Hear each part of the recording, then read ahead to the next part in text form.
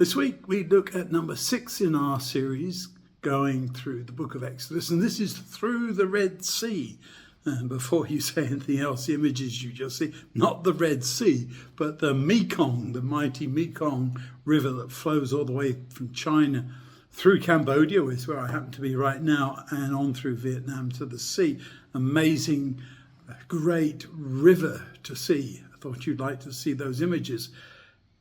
Thinking about the Red Sea, we know that there is nothing too hard for God, and yet that is one of the experiences that's so often questioned. How could God lead his people through the Red Sea? And you have those pictures of the two walls of water on the either side and the Israelites all crossing over. I don't understand why people object to that. It seems to me entirely within God's ability and feasibility, and the way in which, in the end, the Egyptians who are intent on following to recapture their slaves are lost in the waters there when they come back together. I want to think more specifically on some of the more moral and ethical imperatives that this whole story generates. First of all, there's a great chorus of celebration from the Israelites. There's Moses' great song of victory. Miriam is dancing with the women. Everybody's so happy that they have been saved, and most importantly, that the Egyptians are lost. They're all drowned, the whole army of Pharaoh.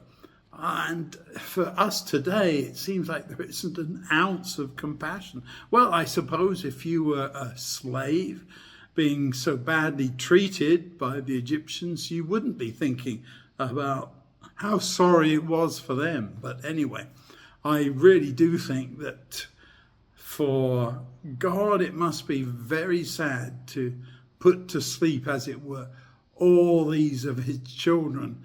And we don't know what their future destiny will be, but it doesn't look very good. It looks very bleak, you might say.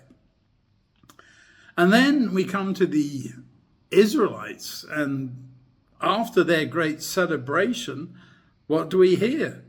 We see that they are complaining that, is it because there are no graves in Egypt that you brought us through to this place to die? They are very confused and upset. It would have been better for us to be Egyptian slaves than to die here in the desert, they say in Exodus 14:12. Hardly the mentality of people looking for their freedom from slavery, as I put in the notes. It's very curious to me how often the Israelites are saying, wish we were back there.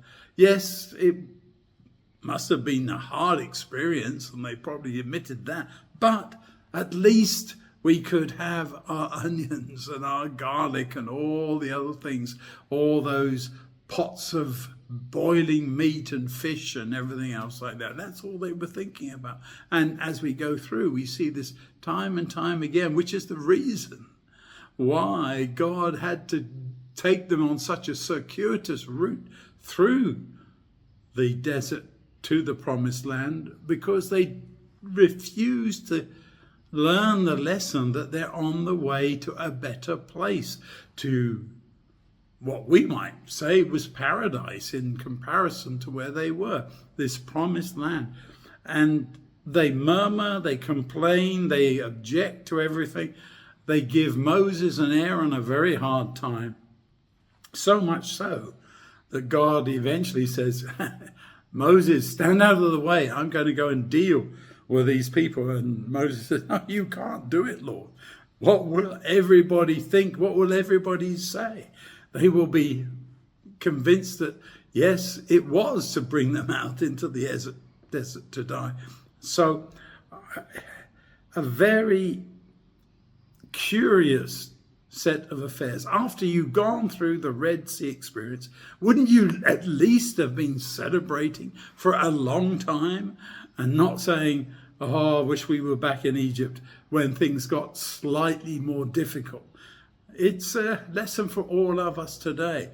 You'll see that in the New Testament, it's referenced that Stephen speaks other places where this exodus through the Red Sea is one of great celebration. It should have been for the Israelites too, more than just that day. But for them, sadly, it wasn't the convincing spectacle that it should have been.